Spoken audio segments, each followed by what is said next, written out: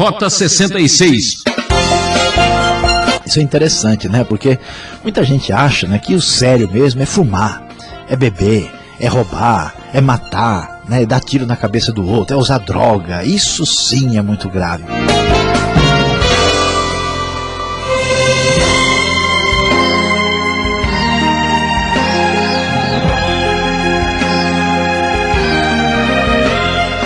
Ouvinte Transmundial, mais uma vez para você, Rota 66, a trilha certa da verdade. A série Evangelho continua explorando o Sermão do Monte no livro de Mateus. O professor Luiz Saião vai agora para o capítulo 6 e traz o tema, uma espiritualidade diferente. Vivemos num tempo onde cada vez mais as pessoas buscam na religião uma forma para aliviar seus sofrimentos e resolver seus problemas, não é mesmo?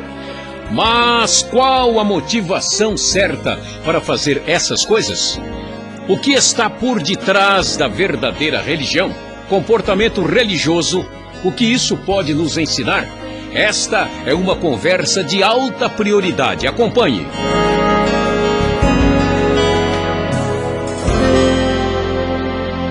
Rota 66, estudando o Evangelho de Mateus. Hoje vamos abordar o capítulo de número 6 e o nosso tema será uma espiritualidade diferente.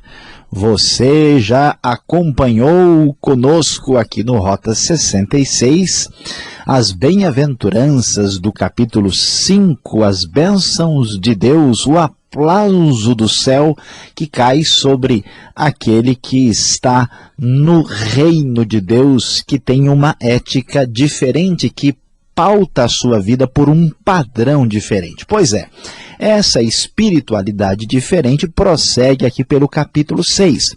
E aqui Jesus, no seu famoso Sermão do Monte, na sua grande mensagem, vai fazer o contraste, analisando essa espiritualidade diferente com a religião que não é verdadeira. Aliás, talvez você se interesse muito por religião, ou quem sabe conhece gente que se interesse por isso, mas a proposta aqui do Novo Testamento é diferente. Em vez de se preocupar tanto com religião, é importante a gente descobrir qual é a motivação por trás daquela religião. Pensando na verdadeira motivação por trás da religião e tendo em vista essa espiritualidade diferente, vamos ver o que Jesus tem a nos ensinar. Ele diz logo no primeiro versículo, conforme a NVI, tenham o cuidado de não praticar suas obras de justiça diante dos outros para serem vistos por eles. Se fizerem isso, vocês não terão nenhuma recompensa do Pai Celestial. Portanto, quando você der esmola, não anuncie isso com trombetas, como fazem os hipócritas nas sinagogas e nas ruas, a fim de serem honrados pelos outros. Eu lhes garanto que eles já receberam sua plena recompensa, mas quando você der esmola, que a sua mão esquerda não saiba o que está fazendo a direita, de forma que você preste a sua ajuda em segredo, e seu Pai, que vê o que é feito em segredo, o recompensará.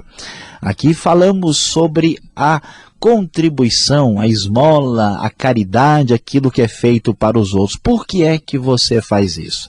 Qual é a motivação por trás do seu ato de religião? Será que ela é verdadeira, é para agradar a Deus? Ou você está fazendo isso na frente dos outros e contando para os outros para simplesmente pensar que você é uma pessoa melhor do que os outros? Qual é a sua motivação por trás desse ato de religião? Olha, pense, tente diferente, busque uma espiritualidade diferente. Jesus prossegue, diz que quando orarmos não devemos agir como os hipócritas, porque eles também oram em público para serem vistos pelos outros. Eu lhes asseguro que eles já receberam sua plena recompensa de Jesus. Quando você orar, vá para o seu quarto, feche a porta e ore a seu Pai em secreto. E seu Pai que vem em secreto o recompensará, ensina Jesus. Quando orarem, não fiquem sempre repetindo a mesma coisa como fazem os pagãos. Eles pensam que por muito falarem serão ouvidos. Não.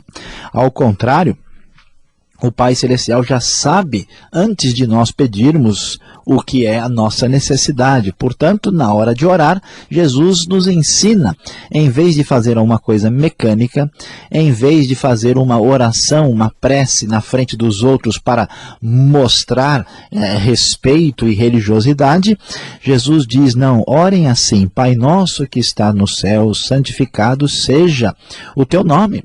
O Pai é aquele que nos atende de maneira não mecânica, e porque eu sou filho, ele é o Pai, ele é pessoal.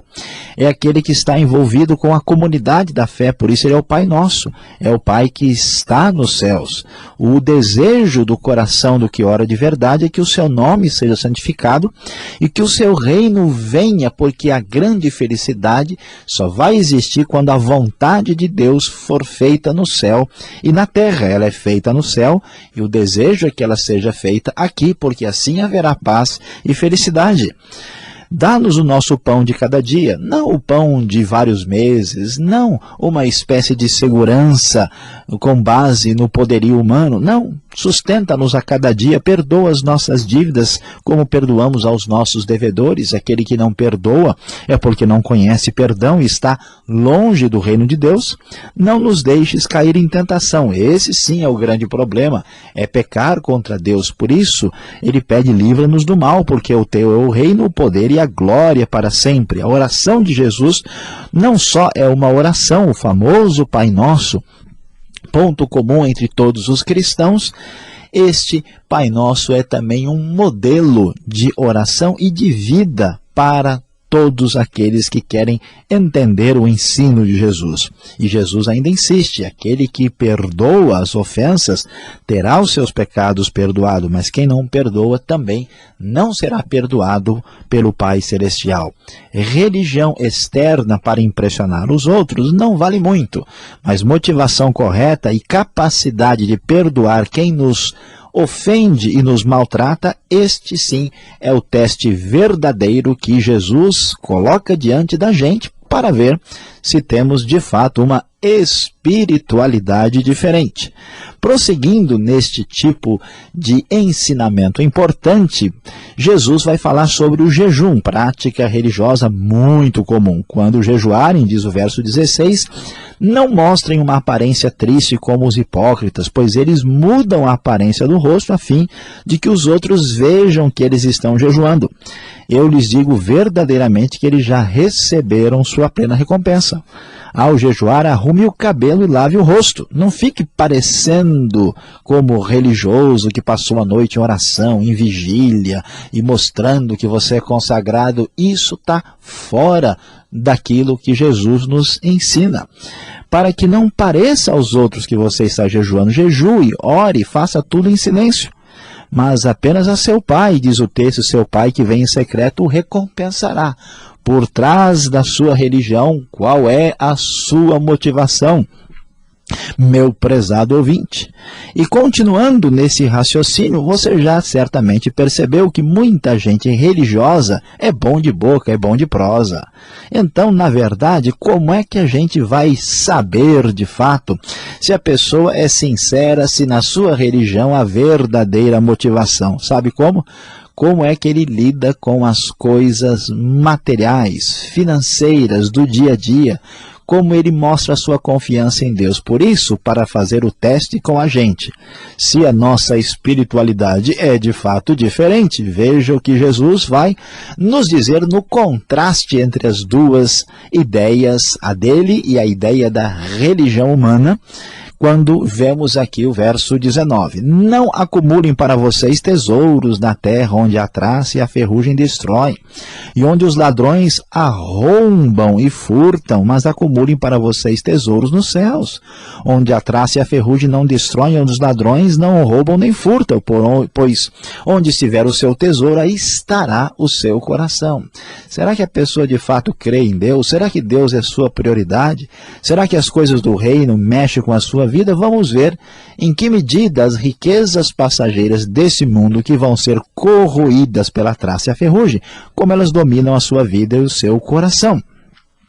Jesus deixa bem claro que não pode ser assim. Aliás, ele diz: ninguém pode servir a dois senhores, pois odiará um e amará o outro. Se dedicará a um e ao outro, ninguém pode servir a Deus e ao dinheiro. E Jesus prossegue e vai nos dizer mais no verso 25. Não se preocupem com sua própria vida, quanto ao que comer ou beber, nem com o seu próprio corpo quanto ao que vestir. Você aí que está preocupado, comendo as unhas, com dor no estômago, com a cabeça quente, absolutamente apavorado, pega leve, vai devagar, não é assim, isso não adianta nada.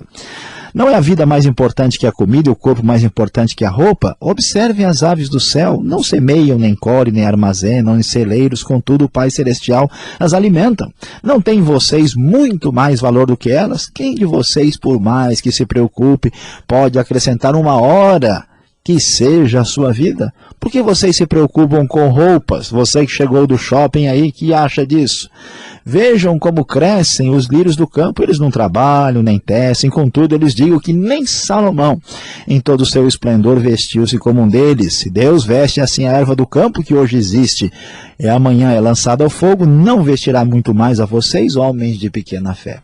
O teste de uma espiritualidade diferente passa pela a nossa medida de ansiedade. Quem crê em Deus, quem acredita no Pai bondoso e todo-poderoso, não pode ficar desesperado. Veja quanta coisa funciona nesse mundo e você não está ajudando em nada. Você não está movendo os planetas, você não está esquentando o sol, você não está coordenando o mundo e Deus está no controle. Portanto, deixe de ansiedade, deixe de desespero, vá devagar, você só vai atrapalhar.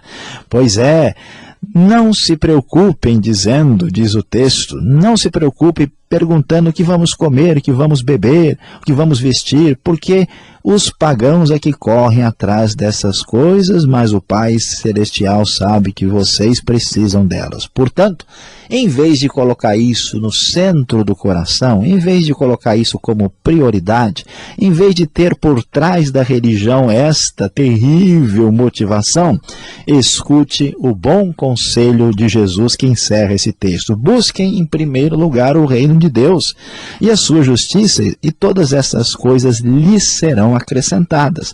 Portanto, não se preocupem com o amanhã, pois o amanhã trará as suas próprias preocupações, basta a cada dia o seu próprio mal. Meu querido ouvinte, esta é uma mensagem para o coração da gente. Não se esqueça e entenda muito bem, busque uma espiritualidade diferente.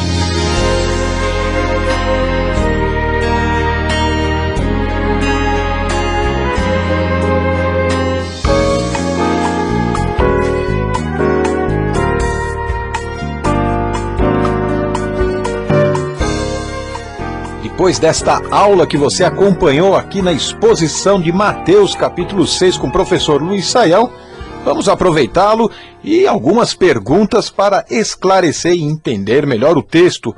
Professor Luiz Saião, quando Jesus critica a postura religiosa, por que ele faz uma referência à sinagoga aqui no verso 5 do capítulo 6?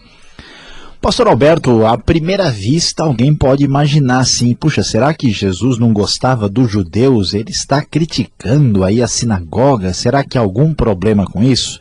É claro que não, isso não faz sentido porque o próprio Jesus é judeu e os seus discípulos também. Então qual é o problema? O problema não está nem nos judeus, nem na sinagoga. Ele usou a palavra sinagoga porque ele estava num contexto judaico. Jesus não poderia falar igreja, por exemplo, porque não existia igreja naquele tempo. A casa religiosa comum que todo mundo conhecia era a sinagoga. O que Jesus está querendo dizer com isso, ele está criticando a religiosidade aparente, superficial e hipócrita que existia no contexto judaico e certamente existe em outros grupos religiosos de todo o mundo, inclusive dentro da própria cristandade. Portanto, é importante entender de fato o que Jesus está dizendo aqui. Agora, quando Jesus ensina a oração do Pai Nosso, devemos usá-la, devemos orar a oração que ele ensinou aqui, porque não faz muito sentido, porque pouco antes ele faz uma crítica às vãs repetições. Como é que fica então uma coisa e a outra? Vamos devagar aqui para a gente não se repetir, né, não se atrapalhar aqui na resposta. Mas olha, Jesus criticou aquilo que estava errado no contexto judaico e agora ele volta a sua atenção para o contexto não judaico, gentílico e pagão. E o que acontecia no paganismo, né? As pessoas começavam a entrar em transe e tinham rezas, preces, orações, onde eles ficavam repetindo o tempo todo, assim, quase que como num transe, realmente muito tomados por alguma coisa, na intenção de agradar uma certa divindade. Jesus disse, olha, não é por este caminho que eu estou ensinando vocês, a coisa não é por aí. Então, a pergunta é, quando a gente ora o Pai Nosso, a gente deve repeti-lo? Depende. O problema não é a repetição, o problema é quando a repetição é vã, é vazia. Quando a gente ora, ou reza, ou faz prece e repete um monte de coisa sem pensar no que a gente está fazendo, só repetindo da boca para fora uma coisa decorada, isso realmente não faz sentido. Aliás, existe um monte de gente no contexto religioso da cristandade, tanto nas tradições ligadas ao catolicismo, quanto ao protestantismo, como na tradição ortodoxa, que faz as suas preces com atenção e bom senso, e outros fazem repetindo aquilo sem nem pensar no que estão fazendo. Se a pessoa faz isso, ele está diferente daquilo que Jesus ensinou. Agora, terminando o assunto oração, ele cita o perdão. Por que a negação do perdão é considerada tão séria por Jesus? Isso é interessante, né? Porque muita gente acha, né, que o sério mesmo é fumar, é beber, é roubar, é matar, né, é dar tiro na cabeça do outro, é usar droga. Isso sim é muito grave. Pois é, Jesus vai mostrar para nós que o problema mais sério é negar o perdão. Por quê? Porque, na verdade, falando bem francamente, todo mundo está doente, todo mundo é pecador, todo mundo é necessitado, todo mundo precisa do remédio. O que é a negação do perdão? É a negação do remédio. A única coisa que nós temos para oferecer para Deus são os nossos pecados. Ele oferece o seu perdão e nos perdoa totalmente. Pois se nós, que recebemos o perdão de graça, negamos perdoar quem nos prejudica e nos ofende, é sinal que nós não entendemos nada, nem começamos a perceber o que Jesus veio ensinar. Então a negação do perdão é garantia de condenação. Agora uma explicação um pouco mais adequada aqui. Parece que ajuntar riquezas é pecado. É isso mesmo que Jesus queria ensinar? Pois é, pastor Alberto, a pergunta aqui é um pouquinho mais complicada, né? O que o texto vai dizer para nós? Que nós não devemos ajuntar tesouros, acumular tesouros na terra, mas sim tesouros no céu. Jesus não está aqui sugerindo que há um problema nas riquezas e no dinheiro. O problema está na relação que o nosso coração tem com o dinheiro.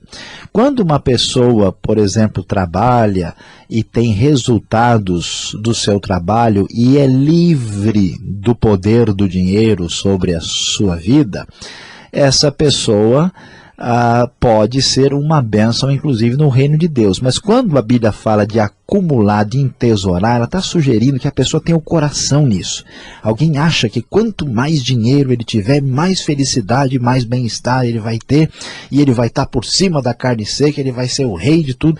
Essa atitude, ela é pecaminosa e está afastada daquilo que Jesus nos ensina. Por isso que a chave para entender tudo é o seguinte: ninguém pode servir a dois senhores. Então a pergunta para nós é se os bens materiais, eles nos abençoam, nos ajudam, nos servem na vida, ou a gente serve a eles. Tem gente que corre tanto atrás do dinheiro que nunca tem tempo em toda a sua vida nem de desfrutar o que conquistou.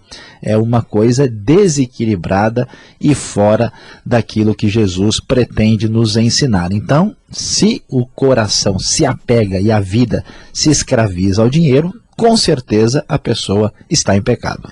Ainda falando um pouco sobre as coisas materiais, quer dizer então que não devemos nos preocupar com nada, basta buscar o reino de Deus, que os bens materiais virão assim automaticamente, como que vindo do céu, direto. Pois às vezes a gente lê esse texto e fala, será, né, que as coisas caem do céu, a gente pode ficar aí, né, tranquilo aí, querendo só sombra e água fresca, esperando as coisas chegarem? Será que é isso que Jesus está ensinando? Olha, pastor Alberto, aqui a gente tem que fazer uma separação no sentido desse verbo preocupar-se. Existem duas maneiras de a gente se preocupar. Existe uma preocupação natural. Jesus mesmo disse que ninguém, por exemplo, vai construir uma torre sem calcular o quanto ele precisa para fazer isso. Ninguém sai à guerra sem saber qual é o tamanho do seu exército e do inimigo. Então, todo mundo precisa de um mínimo de planejamento na vida. Não é possível que a pessoa não saiba nada que vai acontecer com ele no dia seguinte. Essa não é a questão. Todo mundo deve ser organizado, ter planejamento. A Bíblia valoriza isso. Provérbios fala, critica o preguiçoso, critica o tolo, a pessoa que não se preocupa com nada. O problema não é a preocupação normal e natural. O problema é a ansiedade. A ansiedade, na verdade, ela sugere para nós mesmos que nós acreditamos que somos deuses, né? Que eu tenho domínio sobre o mundo. Eu posso determinar a coisa. Então a pessoa fica numa espécie de loucura, achando que a sua preocupação vai fazer alguma diferença. É quase como uma anomalia mental. Então Jesus diz, para com isso, saiba quem você é, fique na sua, você não é Deus. Se você ficar desesperado e comer todas as unhas, você não muda nada na sua vida. Então, essa atitude que está sendo questionada aqui. Ninguém pode ficar aí, né, deitado no chão, achando que as coisas vão cair do céu. E quando a Bíblia diz que a gente deve buscar em primeiro lugar o reino de Deus, preste atenção. Não significa que todo mundo vai ficar rico ao fazer isso. Quando ele diz que todas essas coisas lhe serão acrescentadas, Jesus está se referindo ao sustento e à vestimenta, que Deus vai nos garantir simplesmente o nosso sustento fundamental. Deus não está prometendo um monte de riquezas para a pessoa que busque o seu reino. Essas coisas se referem ao que foi dito antes, o que vamos comer, o que vamos beber e o que vamos vestir, e não a uma riqueza exorbitante, extraordinária. Portanto, é muito importante entender o texto corretamente. Bom, assim como você, eu também estou ansioso em conhecer a aplicação desse estudo. Chega mais perto.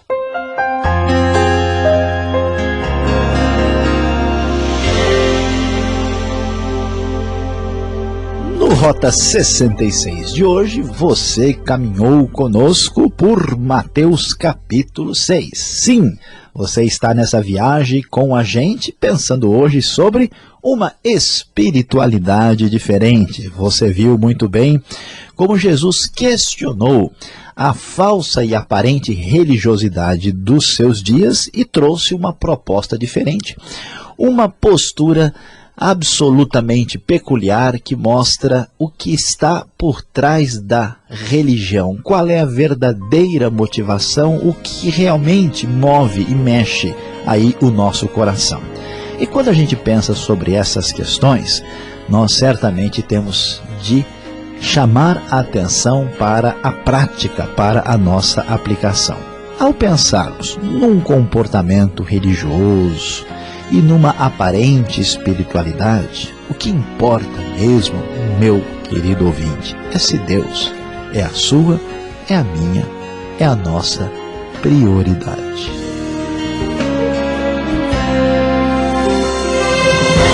Rota 66 de hoje acaba aqui, ouvinte. Temos um novo encontro nesta mesma emissora e horário com mais estudo da vida e ensino de Jesus. Esta é mais uma realização Transmundial. E não esqueça, acesse o site transmundial.com.br. Tudo de bom e até o próximo Rota 66.